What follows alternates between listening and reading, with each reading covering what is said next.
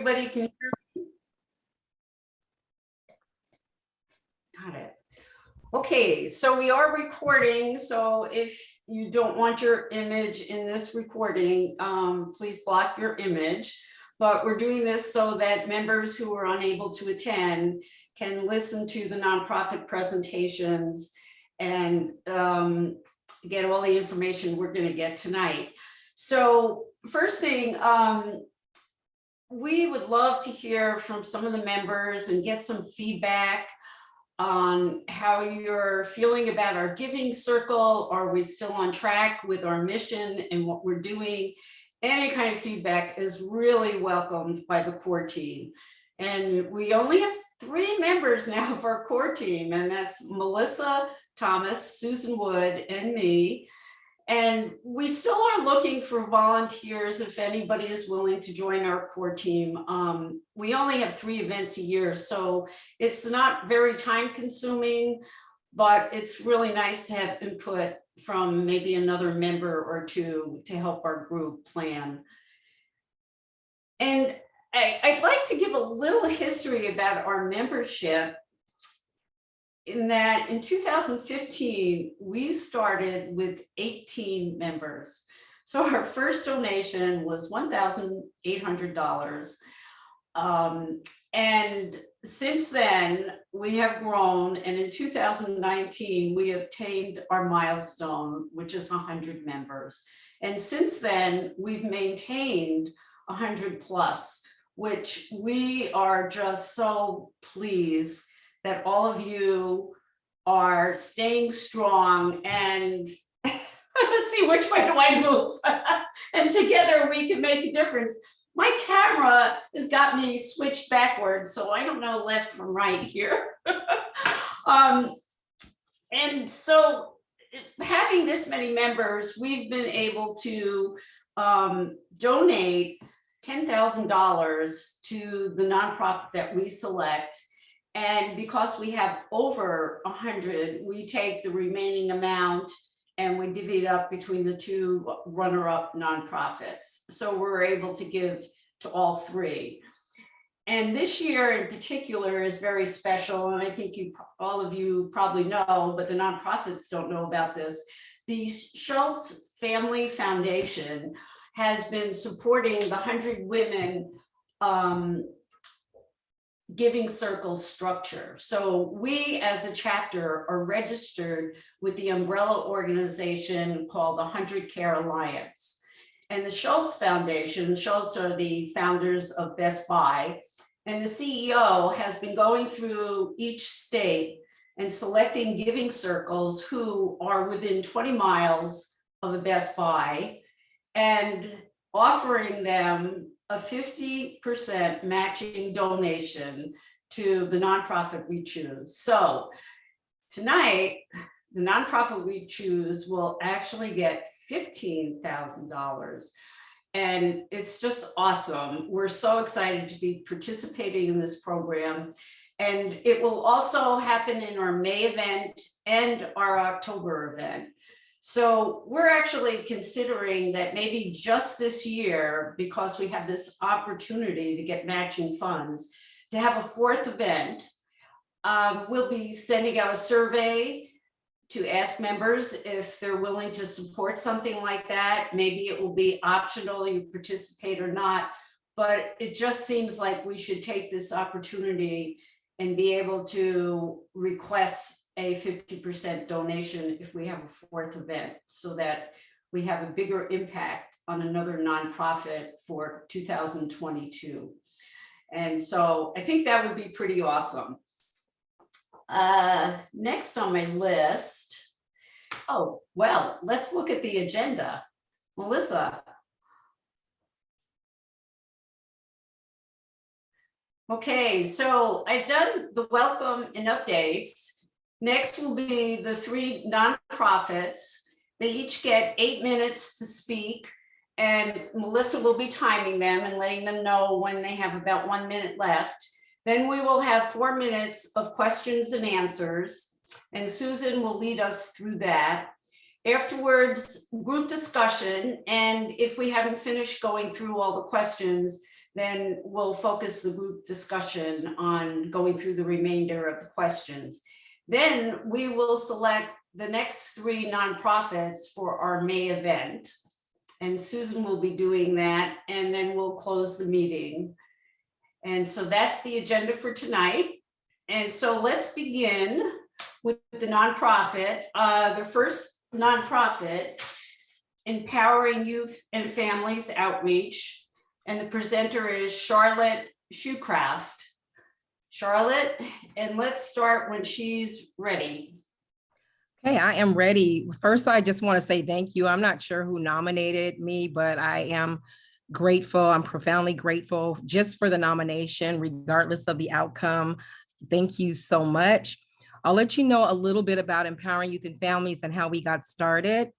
I am the founder and the executive director of Empowering Youth and Families. I started this work about 30 years ago at the Union Gospel Mission. That's what inspired me to start my own nonprofit. I had the opportunity to lead their elementary and their middle school programs. We started with 60 youth and 2 site locations. And when I left there, we had grown to 300 youth and 5 locations. And so the work that I do now, it really is inspired by the work that I got started with at the Union Gospel Mission. It's just that when I decided to embark on my own, it's because I wanted to make a difference in the lives of youth. I had seen so many youth fall into gang violence, or either they were murdered. And I wanted to start a program that would provide a safe haven for youth, where no youth would fall lured to the victim of the streets. And so far, we have been 98% successful. My goal by saying that is that no kid would become involved in gang violence. They would not join any gangs. Unfortunately, this past year, one of the young men who was 26 years old, who was not in a gang, he was innocently murdered. So I never thought that an innocent child that had gone through our program and had so much potential for his future would actually fall lured to the victim of the street on the opposite end. So that's the negative. So like I said, I am the founder, I am the executive director of Empowering Youth and Families Outreach. Our mission is to make a lifelong impact in the lives of youth by offering programs that raises up resilient leaders who are empowered to achieve their dreams.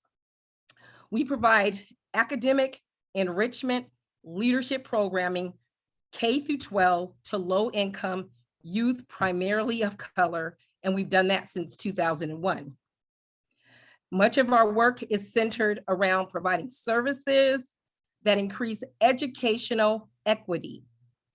We close opportunity gaps, excuse me, and we build a better social and economic future for the youth that we serve. Our goal is to eliminate the barriers that keep youth of color from realizing their full potential and ensuring that every youth is equipped with a high level of support in the identification and the pursuit of whatever their dreams and aspirations are. This means we aid in their academic success, we build character traits to increase their resiliency, and we keep them involved in positive activities that will aid in their future success, and we guide them on their journey to college, and we stay connected with them once they get there. Excuse me, I don't know where this cough's coming from. So our goal is really, it's from the time they hit our program, we've had kids start in kindergarten, go off to college, come back, volunteer, or work for our organization. Our goal is once they hit our program, they know that we're always going to be there. We're always going to be a support to them. And we've been successful in that so far. We operate several programs, all of which provide youth and support them with the necessary skills that they need to reach their personal goals and to be successful in life. Some of the programs that we offer are our after-school program. We provide one-on-one tutoring where students receive help and tutors strengthen their academic skill sets. And they also participate in a variety of enrichment activities. Some of those activities are, we have a golf class, we have cooking, we have STEM, we have coding, we have financial literacy, we have a dance class, we offer sports, and a variety of other things. The other program that is really near and dear to my heart is the entrepreneurship training program, where students that have an interest in the arts or business, they create items to sell in a marketplace or in their store. 90% of everything raised goes directly into their bank account for their financial future. So when they turn 17, they have a nest egg. 10% they give back to the charity of their choice. And this year they chose Vision of Togetherness Ministries, which is located in Uganda. A lady named Vernita Harris runs that, and she works with students who are in orphanage. So we're so proud of that program. And we do have a partner, which is Verity Credit Union, and they come alongside of us and they teach the skills of financial literacy. We teach the entrepreneurship program, but we also teach them how to run their own business. And even if they decided they didn't want to be in our program, we give them all the necessary skills so they can branch out on their own, and it's a business that they can always have. The other program that we offer is our college and career planning program, where we help students with their essays. We help them get into colleges. We help them apply for scholarships, and we provide a variety of workshops. We take them on college tours. This year, we'll be taking students to New York, Washington, D.C., Virginia, and Maryland. And it'll be actually, because of the pandemic, a lot of it is going to be self-guided, but we also decided to include history into this tour as well. So we chose 13 students that will be able to go on this trip. And then the other program that we offer is our Summer Leadership Academy. And basically we started that program so that we could bridge the gap in academic loss during the summer months when kids are out of school. So we focus on reading and writing and all of those skills. We take kids on field trips and we offer them all of those enrichment classes. We do a lot of fun games, crazy competitions. It's an 8-week summer literacy program that we offer to the community. Last year, we were able to serve 57 students virtually and 26 in person. We typically serve 100 students in person. And then we have our partner school, Emerson Elementary, where we serve about another 100 students. You have about 1 minute left, Charlotte. Okay. Hundreds of students have gone through our program. Most go on to college. They come back to volunteer once they are established in their careers. Most of the youth we do serve are low-income youth of color. And I believe that our program, we've provided a safe haven for these kids. We've been able to keep many of them off the streets, many of them from becoming lured to the victim of the streets. And most of all, we've been able to see many of them go on to be successful in their careers and to come back and give. And we just get to watch them on their path to their personal success. It's a privilege to do the work that I do. I don't take it lightly. And I thank you guys just for giving me the opportunity to be able to share about the work we do in the lives of the impact of the lives that we serve. I will share one impact story, and it's from a Mississippi time, Charlotte. Yeah. So if usually if we have time at the end of the questions, okay, you can cool. Share again. Sorry. Too. So Susan, are you seeing any of the questions? I think they're mostly sent directly to this account. Yeah, I guess I forgot to tell everybody that we use the chat for our questions. Oh. And so then we also have a log of all these questions. And if we have time, Charlotte, I'm going to put a question in for your impact story. Okay, thank you. Charlotte, there's one question up, and that is, which program would our donation directly impact should you win? Should I win this, what program it would directly impact? Yes, please. I would want it to impact our summer literacy program. My goal is really for students to be able to come to the program for free. I want to make sure that we're able to, we do serve low-income families, and we've never been able to receive funding for our summer program. And so if I'm able to provide a scholarships for students to come to our summer learning program, that is the program that this donation would impact. Is there usually a cost to join your summer program?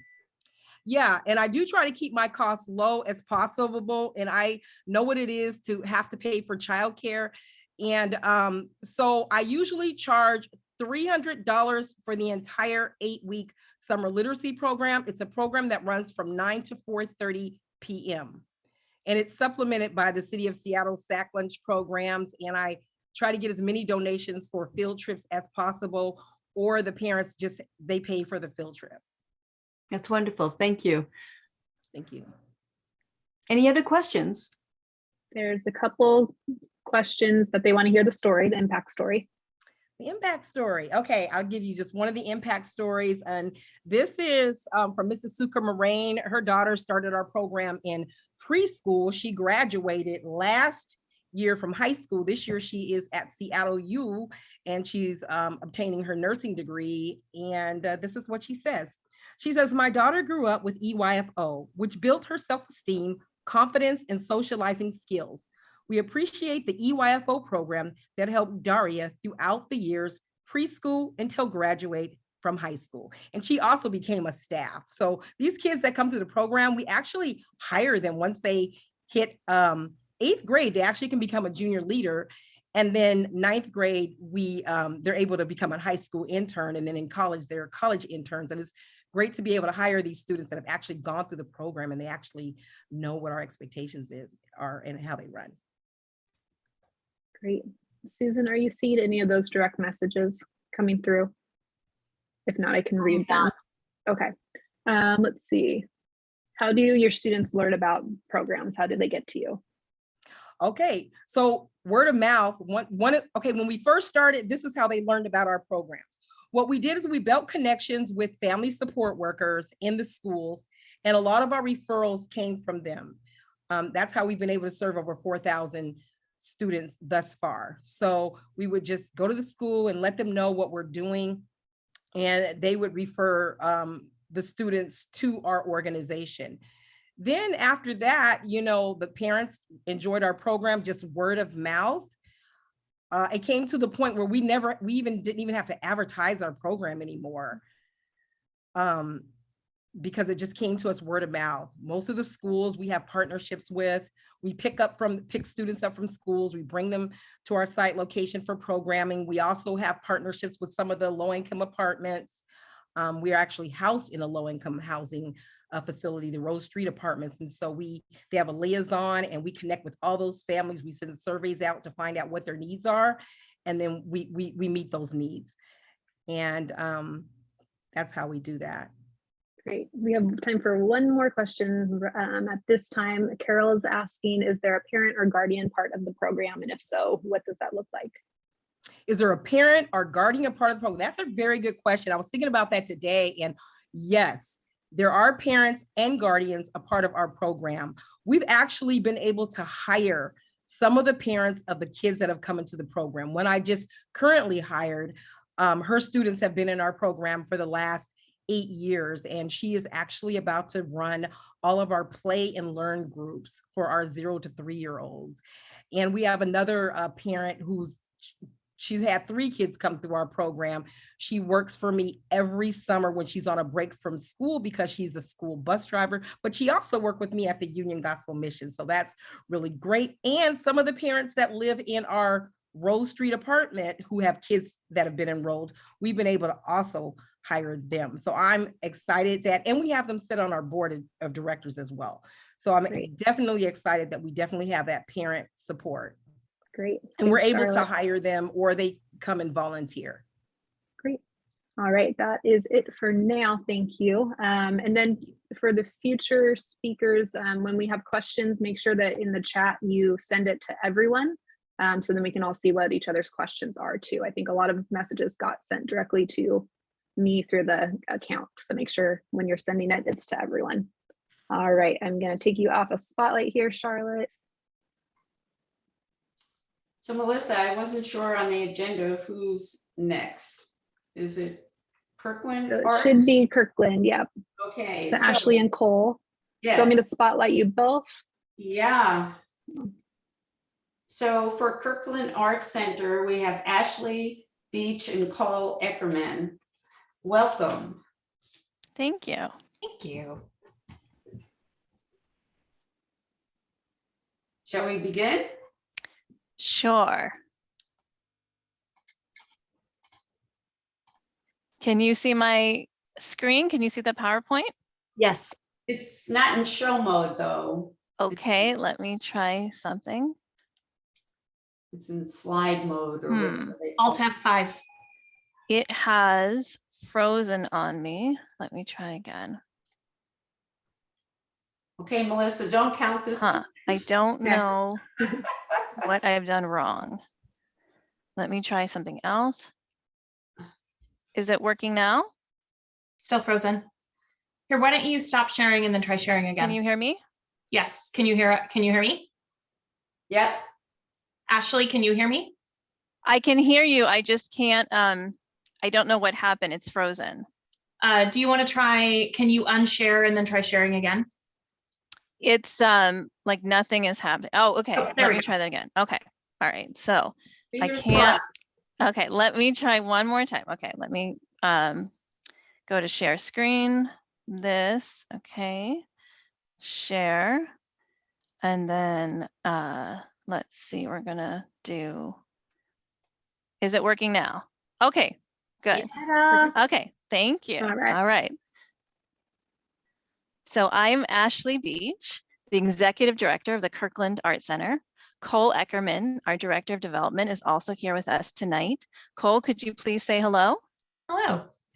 We would like to thank you for inviting us to present and to share this space with local nonprofits. We're especially delighted to be talking with you, 100 women in the Seattle area who care, because in 1962, 60 years ago, 7 women who cared in Kirkland came together and founded the Creative Arts League, which grew into our current organization, the Kirkland Arts Center. We'll introduce our organization, or for those of you who are already familiar, tell you a few things you might not have known. Then we'll discuss the real and potentially surprising impacts of our work.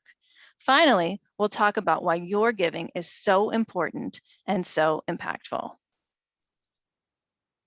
Kirkland Art Center, also known as KC, is a nonprofit organization offering arts experiences to the whole community through hands-on art making and free public exhibitions of contemporary art. We unleash the power of art to ignite individual growth and self-expression, build community, and cultivate vibrant culture.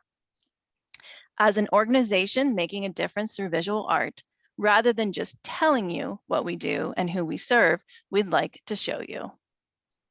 We still call this historic space, the Peter Kirk Building, located on Market Street in Kirkland, home. We've worked to make this a true public gathering space, open to all. We offer in-studio and online classes in many mediums for all ages, ranging from toddler and family classes, to a newly launched teen program featuring life drawing, seen here, in addition to portfolio critique and open studios with their peers, all art supplies provided at no cost. We feature painting and drawing classes for all ages. Most popular are our ceramics classes for all ages, with ample free open studio opportunities, which become a gathering place for a community of professional and amateur artists. We hold contemporary art exhibitions in our own gallery space, such as our current exhibition, Great Mysterious Heart, whose closing reception this Friday is free and open to the public. In addition to hosting exhibitions in public spaces, such as the Kirkland Public Library. This year, in our building space alone, we have introduced more than 1,100 visitors to the power of art in starting conversations and building connection. We provided over 3,800 hours of art instruction. enrolled more than 1,000 students in in-studio and online classes, and reinvigorated our scholarship program to address art supply needs and transportation access issues, alongside launching a new comprehensive teen arts experience. While we of course believe that art is a worthy pursuit in and of itself, at its core, art is primarily a vehicle for community, connection, and healing. The data on the difference art makes on real, practical future outcomes, especially for youth, is truly impressive. Low-income students engaged in the arts are more than twice as likely to graduate college than their peers. Lower-income students who have a robust arts education are over 25% more likely to obtain gainful employment after high school. Investing in youth arts programs creates a greater sense of belonging, specifically for teens, and can be linked to a decrease in vandalism and property crime rates. Low-income students with access to the arts score higher in English and math and are more likely to attend college, vote, and volunteer in their community. The research tells a clear story, and so do our students. I'd like to share the story of one student who really exemplifies the difference a regular art practice can make. Barbara has been a long-term ceramic student. Several years ago, before we were facing down a pandemic, she had suffered a traumatic injury and had undergone extensive physical and occupational therapies. She shared with us how critical her art classes were in recovering from her injury and returning to what makes life both livable and worthwhile, from comfortably navigating her studio to holding conversations and finding her way to a new normal. Barbara also happens to be an infectious disease nurse and frontline healthcare provider. When COVID first hit Washington, we took our classes online with a goal serving those most isolated, most vulnerable, or just plain in need of a creative outlet. Barbara was among the first to engage with us online and shared once again with our team what an impact remaining engaged with a creative community had on her. This class meant that my infectious disease job was just a little bit easier to bear because I had the mental respite I needed, a chance to wind down out of stress mode, even for a little while. That unwind, that smidgen of relaxation reduced my chronic pain, reduced the toll unrelenting stress takes on my body, and even helped me to sleep better. There's an opportunity to bring this type of care to more of the community. My colleague Cole will tell you about it. Thank you, Ashley. How quickly creative organizations recover has a big impact on our region's quality of life. A vibrant art scene is good for the economy, it's good for the community, and it's good for the soul. This quote is from a recent Seattle Times article. This evening, we've told you the story of KAC and the impact of art. Our work is vital to the social and emotional well-being of our community. Having meaningful, equitable, and inclusive arts access fundamentally changes the lives of children and young adults for the better. I think that we can all agree that our young people have experienced immense trauma during the pandemic. Isolated from their friends, struggling through online school, living in a place of constant fear and agitation. Many students have experienced housing instability for the first time in their lives because of the economic impact of the pandemic. You have one more minute, Cole. Thank you. My own son is 4, and he doesn't remember life before the pandemic. These kids deserve beauty in their lives. They need the ability to express themselves creatively, to process what we have collectively experienced. But Washington State students do not get that. Washington State is 44th in the nation for public spending on arts and arts education. Less than 0.1% of the state's general fund is allocated to arts and arts education. On top of that, neither the state nor any individual schools or districts have received any funding from the U.S. Department of Education's Arts and Education program since that was started in 2002. The arts in Washington State survive solely on the kindness and generosity of our community from people like you. When contributing to Kirkland Arts Center, you are supporting free arts education for teens, classes for emerging artists, and assuring the livelihood of the teaching artists that live and work in our community. You are unleashing the power of art and having a positive impact on the thousands of lives that we touch every year. Thanks, Cole. Sorry to interrupt you. All right, that's 8 minutes there. Questions? And we can come back to finishing your presentation too, if we have time, if that works. So Carol asked, let's see, Carol's asking, what is the percentage of BIPOC students in your program? Ashley, do you have that statistic? I do not, because I'm on two screens and one of them has frozen. Okay, those are all the questions that I'm seeing. Let's see, Sis just asked, what is your operating budget? We run about $1 million each year. I'm not seeing any other ones coming up. So if you want to finish the presentation, you're welcome to. I had just 2 sentences left for y'all. Okay, sorry. Okay. No worries, no worries.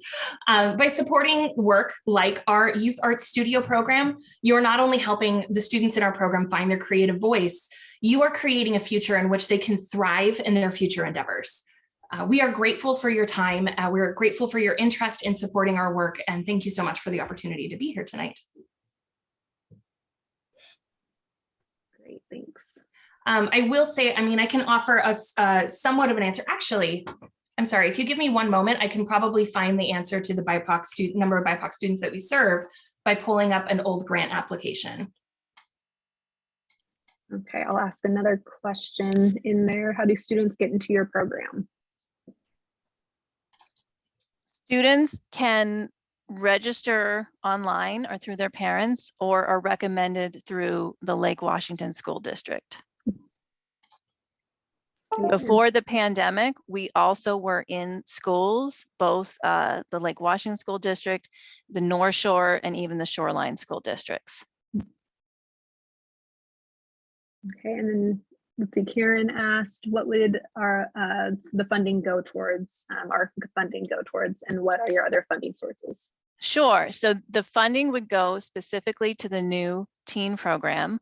We've already secured some funding for operations. So any additional funding would go directly towards scholarships. Our goal is to make this a completely free program. We already provide free transportation passes, and we include all art supplies. They don't have to bring them. They don't have to pay for them. So we go directly towards scholarships. And if it's $15,000, that would be 25 students for the entire year, or we can adjust the money so that more students are covered, but not for the full year. And I think I found the information on the percentage of students. I have 44% white, 34% Asian, 10% Latin, 2% Black or African American, 8% mixed race, 0.3% Native Hawaiian Pacific Islander, Indigenous American Alaska Native. Some of the other statistics that we have tracked for this program, because there is, we come up against this a lot, this fallacy that poverty does not exist on the East Side, because you think East Side, you think Kirkland, you think the house of Bezos and Bill Gates, but we do still see that 12.7% of students in the Lake Washington School District receive free and reduced lunch, and 9.7% of students receive special education support. And these numbers have really been, have really increased during the pandemic. That's data from prior to the pandemic. But we did see a lot of families in our area were impacted by the lack of work, because so many folks in the East Side, so many of the working families that live on the East Side are service industry based. They were definitely disproportionately impacted by the pandemic. And so we have been doing really, I think, I recently joined KAC, but the team has done phenomenal work during the pandemic to really kind of shift the way that it was serving to make sure that it could be as accessible as possible to anyone that needed it, regardless of that person's socioeconomic status. Great, thanks for that. All right, that's time. Thank you both. Thank you. Okay, our third nonprofit to speak tonight is Tara. And Tara, I'm probably going to mess this up. Your last name, Zelstra. Zylstra, yeah, close enough. And she represents Outdoors for All. Take it away, Yes. Sarah. Thank you. 8 minutes. Oh my gosh, it goes so fast. So we are so Yeah. excited, or I'm, oh, 1 second, there's a. Yeah. Hold on. You. Hold on 1 second. Yeah. There we Oh. go. All right. I'm just going to comment too. On my end, it looks like Ashley's screen is still being shared.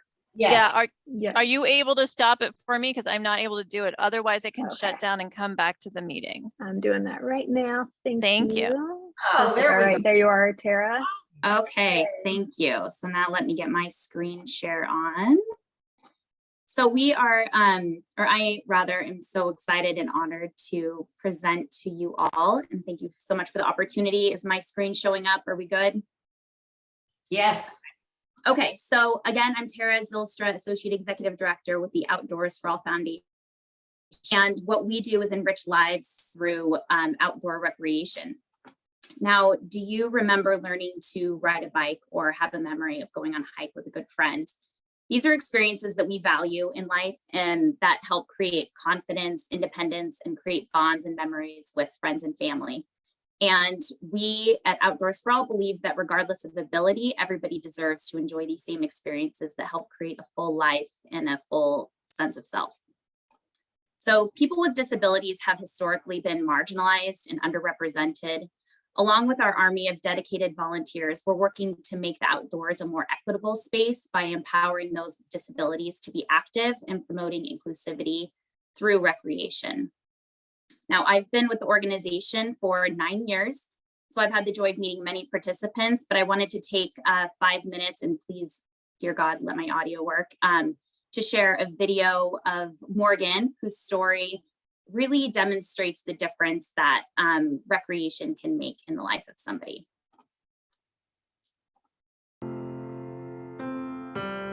Now, is this queued up?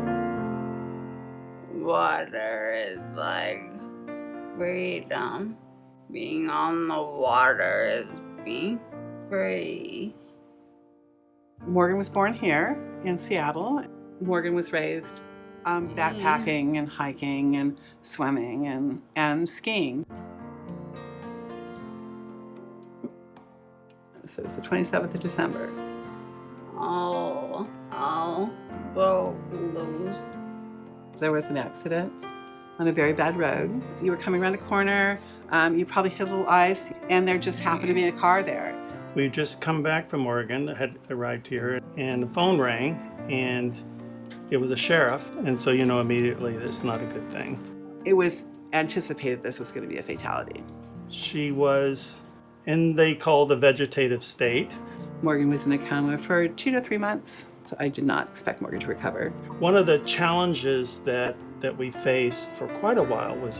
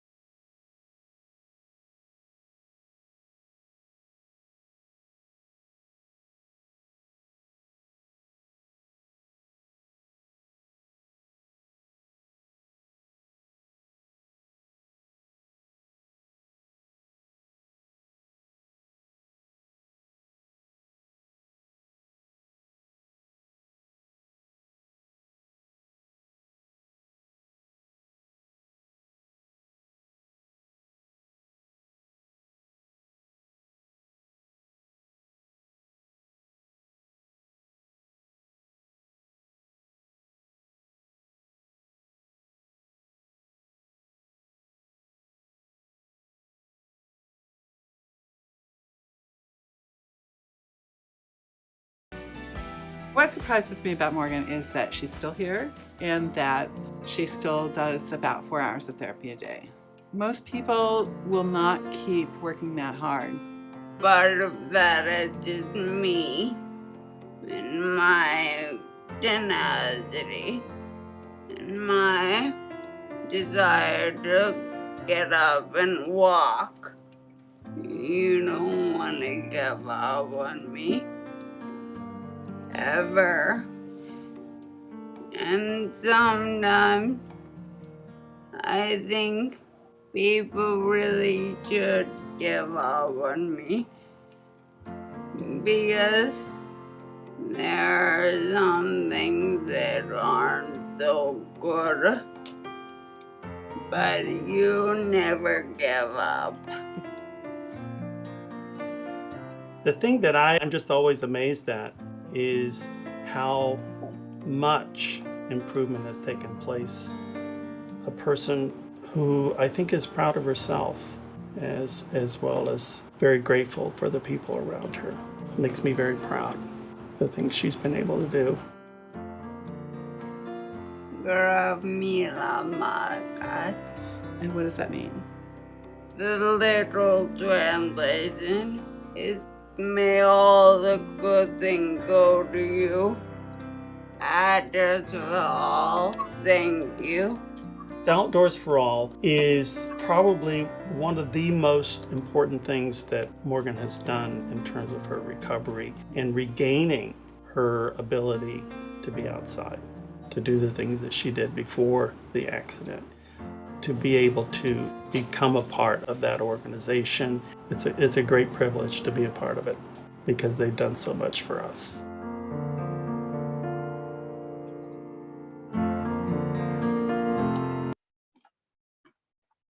So this, I wanted to share a picture.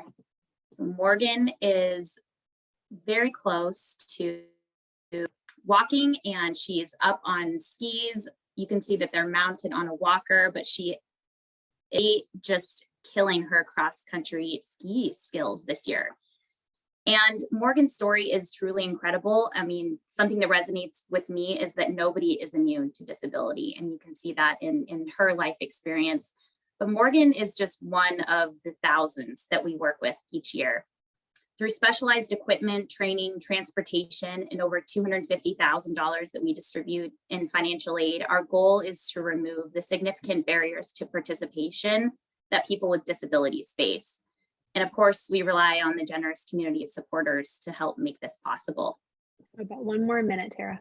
Oh, the pandemic hit us really hard. Of course, we had to close all of our in-person programming. We've been able to recover to about 60%, but we haven't been able to make a full recovery due to public health restrictions and capacity issues. We've also seen an increase in expenses to deliver programs by 25%. So your support would help underwrite these growing expenses. We're currently planning for our summer programs, and that is we're working to secure funding to hire program positions to deliver day camps for our youth with disabilities that are highly specialized and customized to accommodate those youth, and deliver private lessons for programs like skiing or not hiking, kayaking, and rock climbing.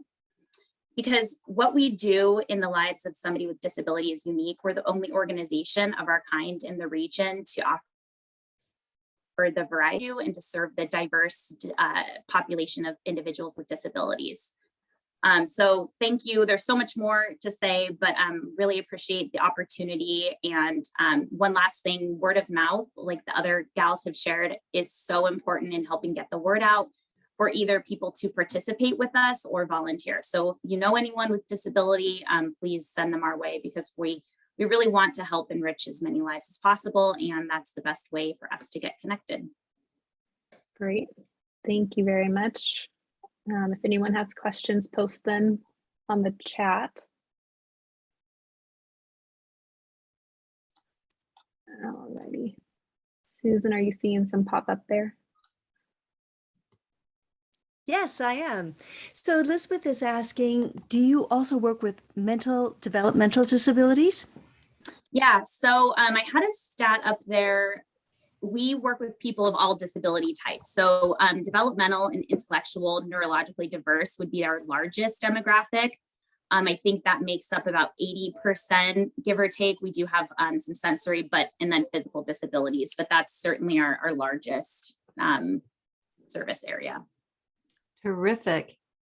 Any other questions to ask?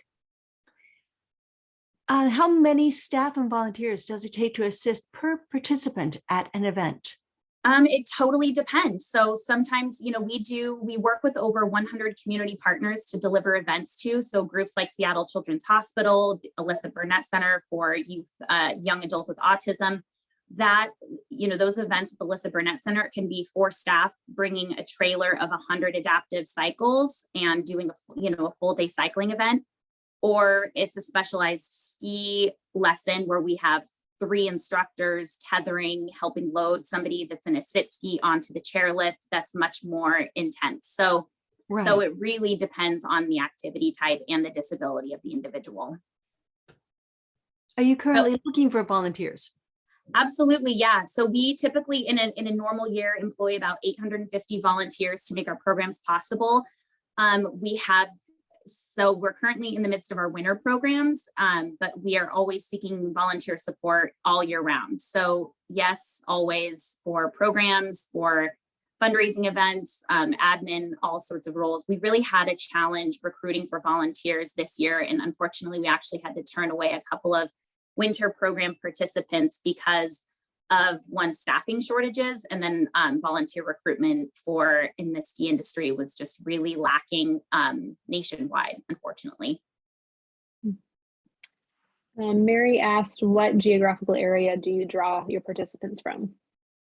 All over, actually. So we're headquartered in Magnuson Park in Seattle. So we do a big bulk of our programming in King County, yet the cool thing about our delivery model is that we're able to take equipment to different communities. So we are up in Bellingham. We take trailers of equipment to Yakima, to Leavenworth. We operate out of the summit at Snoqualmie and Stevens Pass, those 2 ski areas. We go down to Vancouver, Washington. We currently operate in about 8 counties throughout the state, and that's ebbed and flowed. All of our service currently is obviously smaller compared to a normal year, but we're able to go statewide. Great, thanks. That's the time we have for questions currently. Thank you. Thank you. Okay, so we have 12 minutes left. How about we quickly select the next 3 nonprofits, and then if we don't have any other questions, I'd like to give maybe 2 minutes to each of the nonprofits for any last minute things that you'd like to share with us. So Melissa, can you make Susan the speaker? Sure. Susan has the hat with all the bingo balls. So the way this works is we have, being a member of our giving circle, you get to nominate as many nonprofits as you want that service the King County area, and we keep that list. And over the years, we mark off which nonprofits been selected, and we put them on hold, and then after a certain period of time, they go back in the hat. So right now, the hat that Susan has contains 38 balls, and I have the list, and it's just a random selection. Susan's gonna select the camera. and I'm gonna read off the list which of the nonprofits Susan selected. So let's go for it, Susan. Number 1. Number 9. Number 9. Number 9 is Goodwin Connections. I have to say that one of the benefits of belonging to our giving circle is we learn so much about so many nonprofits that I've never heard of. And so it's a real positive learning experience. And it's good to see what all these nonprofits are doing in King County. So Susan, let's go for the next one. Number 26. 26 is, oh, Susan, seize the oar. Susan and I went through the list. And so far, these are two that I don't know about. The second one again, Paula? Seize the oar. or. And number 3 is number 1. Oh my goodness. Okay, babies of homelessness. Okay, thanks, Susan. You're welcome. So, let's see, 2 to 6. Okay, so 2 minutes per nonprofit, and then just some closing remarks about voting. Let's go for it. So who's up first? Charlotte, I'm trying to find you on the list. Let's see. There you are. Kirkland, Ashley, and Cole. Charlotte first. Sorry, Paula. Oh, Charlotte, you're right. Sorry about that. Hi there. I think the only thing else that I would share are some of our statistics out of our annual report. We didn't do a big, huge PowerPoint presentation, but students who participate in EYFO programs, 98% graduate from high school, 98% attend college, 99% go on to establish successful careers, and 85% return to EYFO to work or volunteer. Wow. And that's all I want to add. Thank you so Great much, stuff. Charlotte. Just say thank you once again for the opportunity to participate. Absolutely. Okay, how about Ashley and Cole? Would you like to add something? Thank you. Yeah, we had Oops, a sorry. question about what are some of our other funding sources. We get a lot of individual donations. We receive, from foundations and government. And the way our education program is set up, we usually have a surplus that we can provide scholarships with. Cole?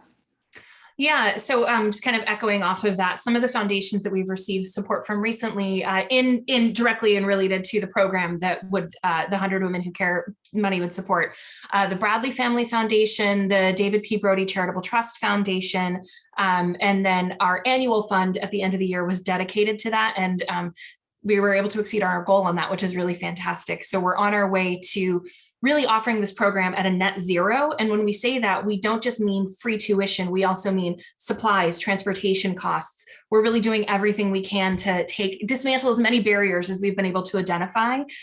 So anyone who has an interest in art can participate in this program. Okay, thank you. And Tara? So really people with disabilities have experienced really incredibly high rates of social isolation during the pandemic, and that is still continuing. And we're really just trying to, bring some excitement and fun back into their lives. I mean, recreation can seem so simple, but 90% of our participants have reported that they have improved physical fitness. 93 have made more friendships. 99% have reported they have more self-confidence and senses of accomplishment, and 95% say that their quality of life has been enriched. So it is important and it matters, and it really makes a big difference. And again, we're really working hard to be able to provide robust day camp services for youth this summer that typically would not have the opportunity to attend a camp based on the needs required by their disability. So again, thank you so much. Very excited to share with you all. Thank you, Tara.